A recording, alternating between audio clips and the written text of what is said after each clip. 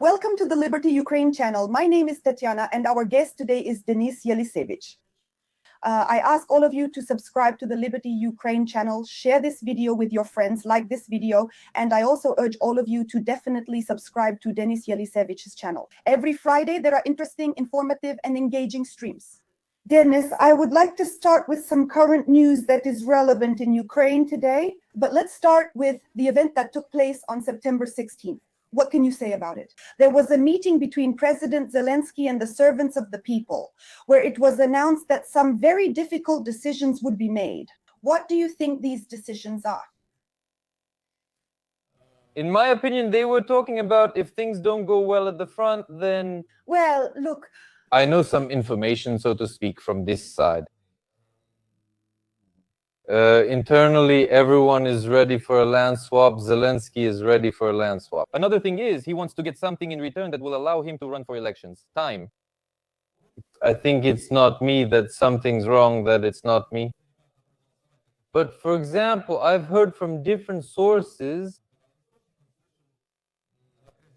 there's tension between Zelensky and Stefanchuk, head of the Verkhovna Rada.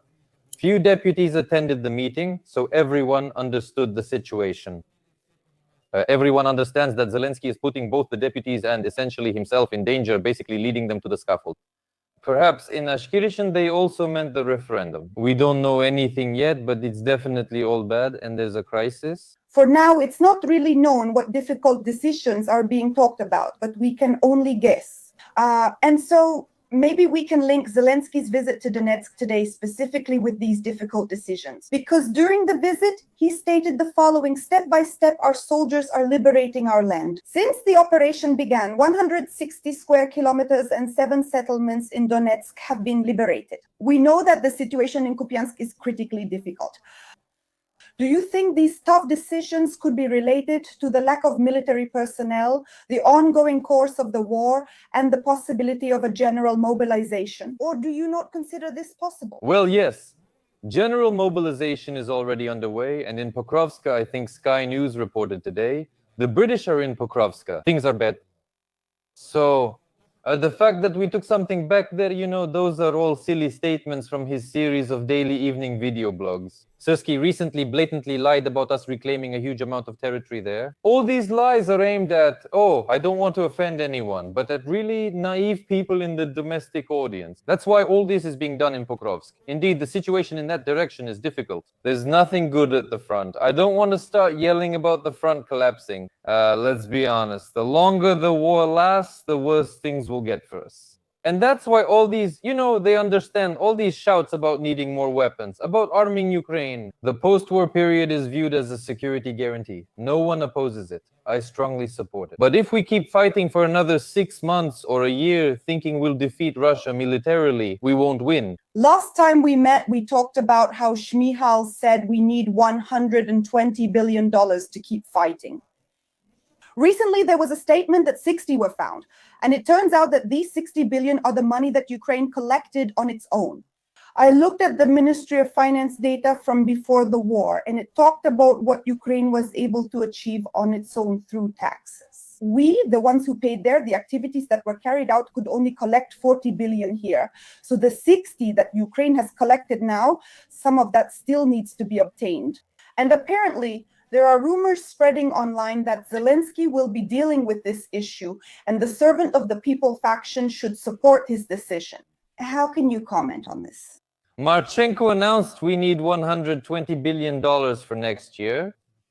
They are, of course, doing a good job. Ukraine raised 60 billion on its own instead of the usual 40, and I need to explain how this works. That is, huge amounts of money come into Ukraine from partners in one form or another, loans or not loans. And this money is spent inside the country.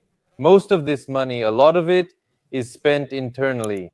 The majority, meaning salaries for the military and all that, taxes are paid from there, and the military themselves, within the internal market, spend this money. That's how they collected 60 billion. I'll double check, but spending 120 billion on the war, I've already mentioned Marchenko too. They come out with a calm face to say this. Shmihal does it too, with a calm face. They make these statements. And then I open the internet. All the deputies have bought new Mercedes cars during the war. And not just the deputies. For example, Zelensky's friend Pikolov bought himself a retro car there, well, a Ford Torino for connoisseurs. Yanina Sokolova bought a Volvo for $50,000 in 2023 during the war. And there they publish about everyone, this one, that one. And then I read about some of the figures there. The hawks of war, both inside Ukraine and outside, existential war, show me this existential war. The Ukrainian championship is taking place in Ukraine, football concerts are being held. These people are buying themselves cars. Somehow you see people who had nothing before the war start to gain a lot during the war. The propagandists say, let's spend $120 billion on the war. Why do they need it? I'm staying on topic. Why do they need this $120 billion? That's where all these little lackeys make money for themselves, and they'll be shouting, let's keep the war going. Do you think Marchenko isn't making money off the war? Marchenko appeared in my dream. He's involved in everything in Kiev and Ukraine. They're all globalist appointees. How long has Marchenko been finance minister? It's unbelievable they removed Shmihal as prime minister. For defense, it's still all about global cash flows. So Shmihal has become the accountant of global cash flows, where the biggest flows are now going to defense, naturally, meaning the army. You understand, we're talking about tens of billions of dollars. This is money that circulates in corporations in America, in huge products that all of us use, like Apple, like something like that, some kind of software. But it's like someone, people create with their minds, people sell, people improve life. It's a product that's made added value. And here it's just that we're ready to fight as much as you want. Just give us the money. That's how we live. That's all. Some deputies who were at this meeting wrote posts saying that Zelensky said there would be no territorial concessions. We cannot leave Donbass. And today I followed what questions people are asking. And they're interested in whether there will be a general mobilization, meaning whether women will be mobilized, whether the mobilization age will be lowered, and what will happen to men over 60. So what are your predictions? Well, for men over 60, they've already made it so you can go by contract. I don't believe in women's mobilization, and I don't believe in mobilizing 18-year-olds. It won't happen since they've opened the borders for this age group. Why not for older ages too? As Zelensky may not want it, or someone else doesn't, or war hawks fear political collapse, regardless of our people's nature, patient but not freedom-loving. I break these myths. If it's about women and children, people will rise up, and Zelensky knows this well. You have to understand, for example, some member of parliament like Veneslavsky comes out and throws some filth into society, some blatant filth. Or someone writes about women's mobilization, someone like Mariana Bezuha, something like that. They study this. These are huge agencies with enormous budgets. They sit and analyze how society reacts, and they know perfectly well which topics can be brought up and which ones can't. If a topic is inevitable, they'll gradually warm it up. What to legalize in society, let's say, using talking heads from their so-called military barbershops. That's how it all works. I don't believe in any of that. I believe in tightening mobilization, meaning the one that's already happening. I believe in it getting stricter, basically rolling into massive lawlessness. You know, it's like saying, my plan A is to be a millionaire, and plan B is to become homeless.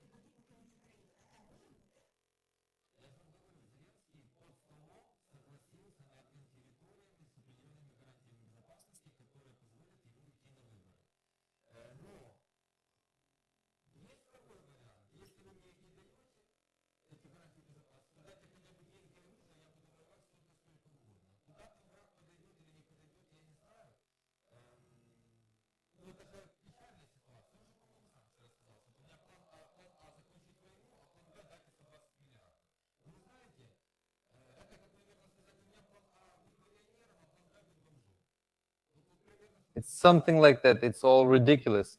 But all the deputies have understood for a long time.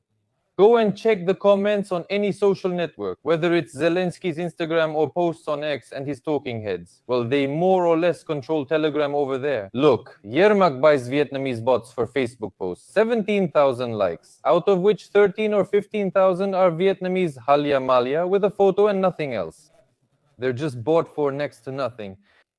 So you see, it's a kingdom of hypocrisy, a kingdom of hypocrisy. I posted a video today on my channel about Alina Mikhailova. She's a volunteer, a soldier who already has a second Mercedes, and now she wants a Rolls Royce. This is a country of hypocrisy, where they try to present black as white, confuse the concepts of good and evil, right and wrong, and hide behind the war.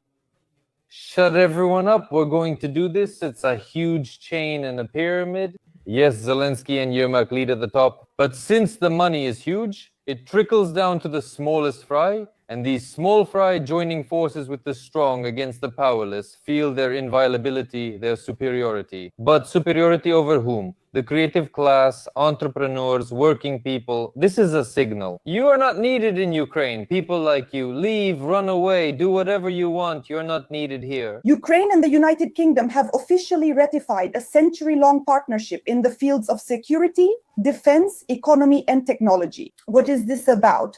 On September 16, when Zelensky and the servants of the people met, they ratified this kind of partnership between the United Kingdom and Ukraine. But what is interesting in this situation? The deputies supposedly saw the documents and what they entail, but apparently there is some kind of secrecy there. So it's a so-called pig in a poke. Everything is related to strengthening Ukraine's resilience, says Zelensky, to the development of Ukraine, but it has nothing to do with voting in parliament. What do you think this pig in a poke is? What surprises await us? I'll tell you, I won't be looking for a pig in a poke there. I'll tell you something else. I've been there myself for a long time. If I become president, I will close entry to Ukraine for Boris Johnson. So if I, or people like me, come to power, we will cancel this agreement with the United Kingdom because it was signed by an expired parliament and an expired president. The rules only change if right-wing forces like the Reform Party take power in Britain. Nigel Farage, normal people you can work with who don't cooperate with globalists.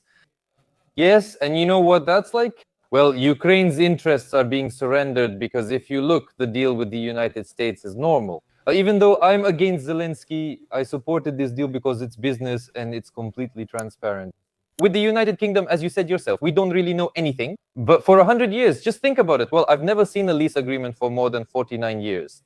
In the commercial sector, 100 years is insane. That is, a person signs something for a generation or two ahead. We don't even know if it will be cancelled. It's an illegal agreement. I want to tell you, if you add up the amount of loans he took out for the war, he signed similar papers. What awaits, what kind of future awaits Ukraine? It's the same future as now. It's a country with no economy, global integration, or influence. People are surprised we want to decide for ourselves, but everything is decided in Moscow, Washington, and London. No, we don't have an economy. If we did, we could decide and have power. But the way Zelensky is leading us, everything will be decided without us. Everything will be decided without us. But there will always be people like Alina Mikhailova, Yanina Sokolova, and Pikalov.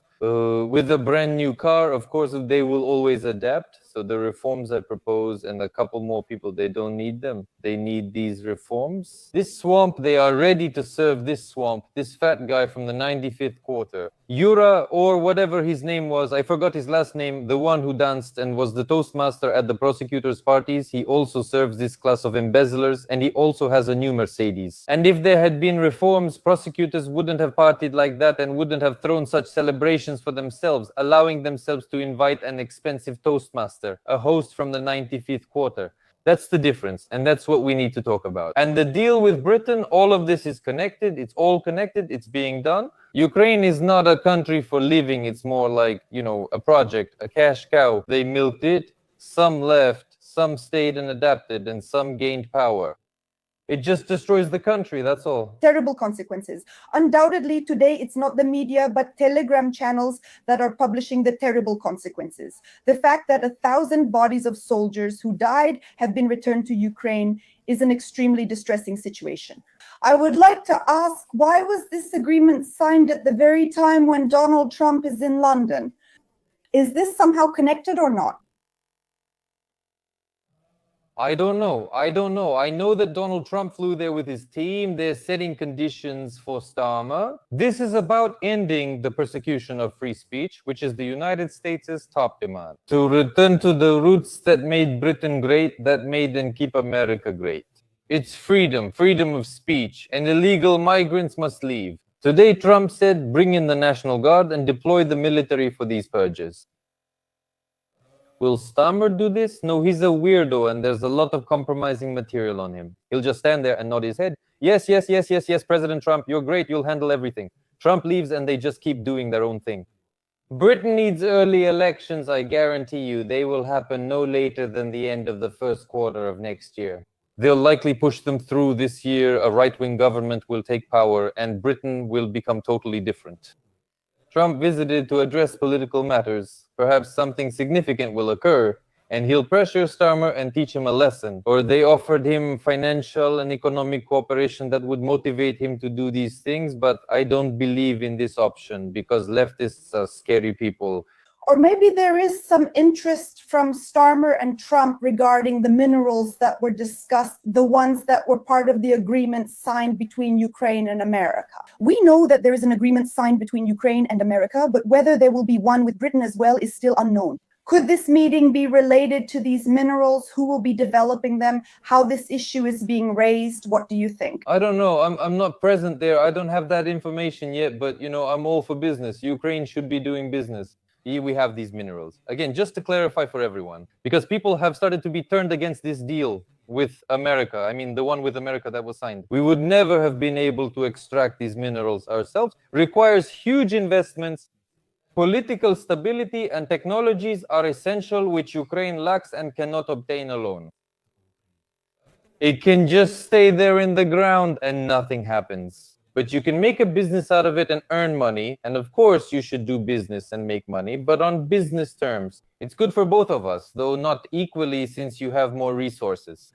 Without you, I'm not myself. You can manage without me, but I can't without you. You'll be working in another country with everything you need. It's profitable and necessary. This is what happens when American business arrives. Hundreds of offices will open in Kyiv. People will come, spend money, and interact. That's how it should be. I don't know what role Britain plays in this. You see, Britain is a very, how should I put it, unique, interesting country. This is a country where, just like in Russia, the intelligence services largely rule. But how long has the country existed? So in Russia, the KGB rules, and there the intelligence services are in charge, doing various things all over the world. Oh, for example, right now, this is not in Ukraine's interests. And then a new prime minister comes to power in the United Kingdom. He can influence some things, but not others. The intelligence services are acting independently and likely aren't listening. The situation seems out of control. Besides, there's the House of Lords, and then there's also this whole story with the monarchy. People from the Arab world come there with huge amounts of money, buying both football clubs and real estate. We could imagine, just fantasize that someone is bribed, infiltrates, and that's how illegal migrants enter in crowds and then elect their own mayors. It's a huge, long chain of technologies to build a caliphate in Europe. What kind of country is Britain? At some point, it was decided that Russia is a serious geopolitical enemy and threat to Britain, at least in theory. And of course, so who can be our shield? Who is unstable there? That's Ukraine.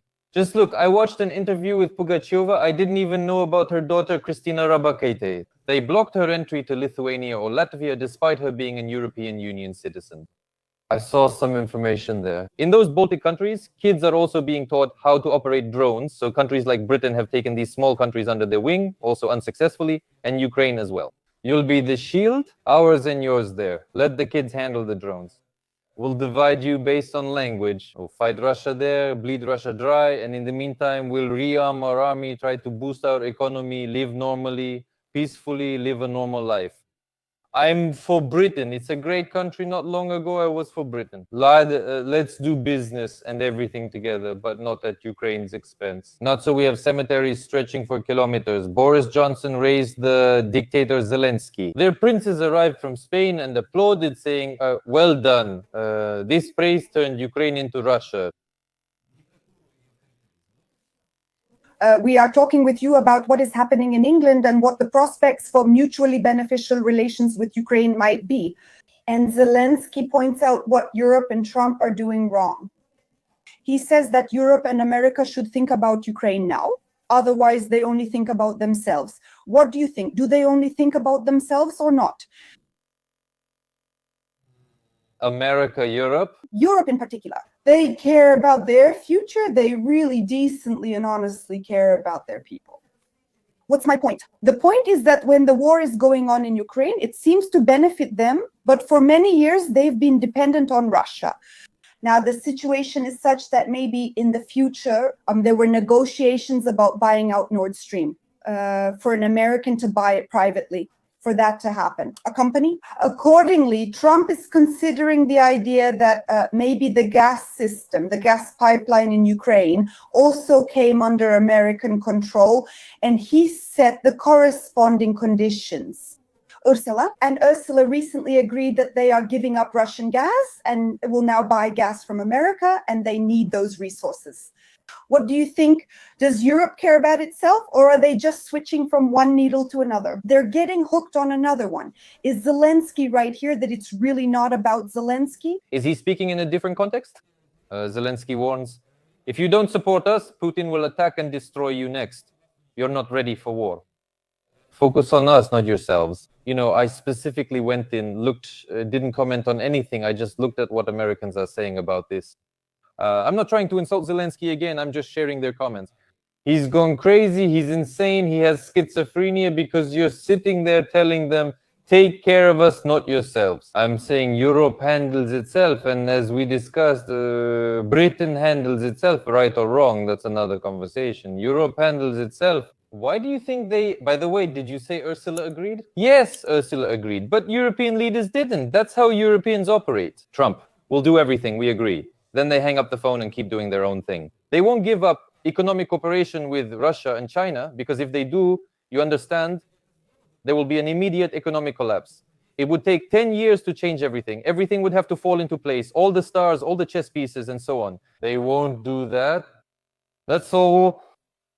What are they doing with Russia now? They were supposed to have several countries and visas for Russians. Yeah, like there was a proposal not to give visas to Russians, France, the top countries. All of them said, no, we won't support that. They are not going to, you see, they are not going to change their lives. They live just the way they always have. And Zelensky is trying, he even went to Trump. And you have the ocean here, but soon Russia will be here and will attack you with it and will attack you. That is, he knows everything in advance. Because give me money, give me weapons so I can stay in power and the money gets stolen. Thank you. Tetiana is a disaster, a disaster. Worldwide. Another question came up when you said, yes, I saw that publication. They wrote that Zelensky's inner circle is not in touch with reality, meaning that they supposedly don't give proper credit to what's actually happening in reality. And in order to put this in order, foreign partners need to get involved. Do you think it's realistic for foreigners to join the governance of Ukraine? Earlier, I was passing on to you just the comments of Americans, opinion leaders, and now you quoted this in Foreign Policy. An article was recently published against Zelensky. Let's put it this way. So this won't happen now, as you said. Why? Why at all? Why isn't Trump pressuring Zelensky right now? Not releasing compromising material, not just instantly removing Zelensky from power like that. Trump has a lot going on in America right now. There are other tasks at hand. It's very important. If you try to forcibly remove Zelensky now, they need to appoint someone quickly, not spend a year preparing someone, but put a person in place fast. There's no time to deal with Ukraine right now. There's just no time for it. That's why everything is going the way it is. Trump is trying to end the war with the tools that are available now without resorting to super radical measures. He told Europe, impose sanctions, I'll do the same, but Europe refused. As Zelensky is controlled by globalists in a way, they definitely give him instructions and direct him. These are all war hawks who fueled this war. They played into Putin's hands. Let's put it that way. Putin was waiting for this, and then these guys came along and made it happen for him. So the way you put it literally, no, it's not possible. Let's finish our conversation where we started it and move on to what our government is preparing for.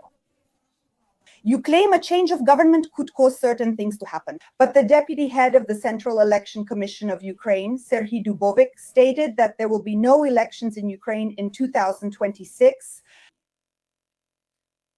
In May of this year, I held a series of streams and told people that there would be no elections, presumably until 2027. 2026 is a very optimistic scenario. I can't reveal my source. From the American side, why were those timeframes considered? Because on a global scale, because right now there's no time to deal with this, no time to deal with this, to put in place the kind of people they need, the way they need them. So regarding the Central Election Commission, that statement, I also advise people not to pay too much attention to it.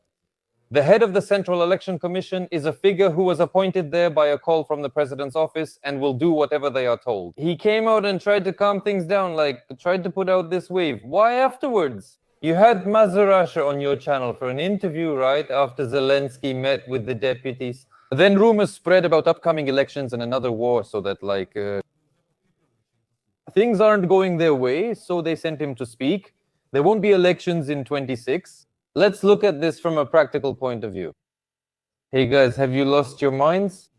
So it turns out that starting from May 2026, it will be the 8th year of Zelensky's rule. And if we assume that in 2026 there won't be, then probably in the spring of 2027, according to their plan. Because Zelensky will be in power for 10 years, having won only one election in 2019, and then holding the next election in 2027. I'm scared for Ukraine. I'm really scared for Ukraine.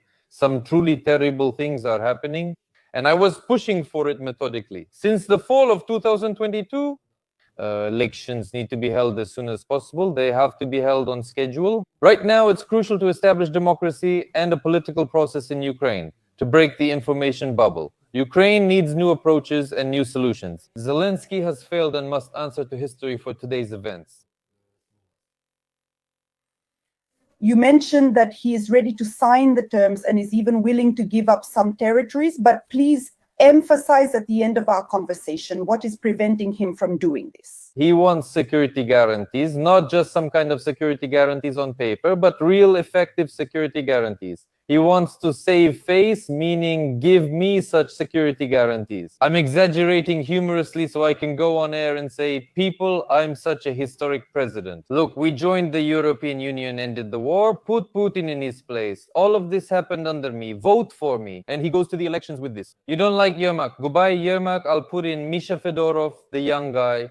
I'll put in Litvin, the young guy. We'll change everything. Youth reforms, $4,000 salary for teachers. What do you mean? I was only a dictator because of the war. There will be democracy. Yelesevich, return to Ukraine. Live here. We won't bother you. Just kidding, of course. But that's how he planned to continue. He believes Donald Trump, Britain, or the Europeans are like gathering Poroshenko, Yamashenko, Shushu Mushu in Ukraine, or our journalists all paid off. But that's not true. How can that be? Putin wants the same thing. By the way, he wants it to continue. Putin wants what he needs to sell to his own people. Of course, if Ukraine gives up Donbass along the geographical line within the administrative borders, then Putin comes out and shows, look what I got for you. I took back all of Donbass, destroyed the neo-Nazis. He'll share his stories, and Zelensky should do the same. So everything is going towards a situation where Putin will sell it to his people as, I'm great, I won, and here Zelensky will say, I'm great, I ended the war. It's just a little play on words, but for a post-Soviet person, uneducated, ignorant, who lives by dogmas with a head full of dogmas, that will be enough. People, I want to appeal to you, please use common sense. Establish cause and effect relationships in your mind. And in order for you to be able to do this, please subscribe to Denis Yelisevich's channel and subscribe to the Liberty Ukraine channel. Thank you for joining us. Until next time, thank you, Denis. See you. Thank you.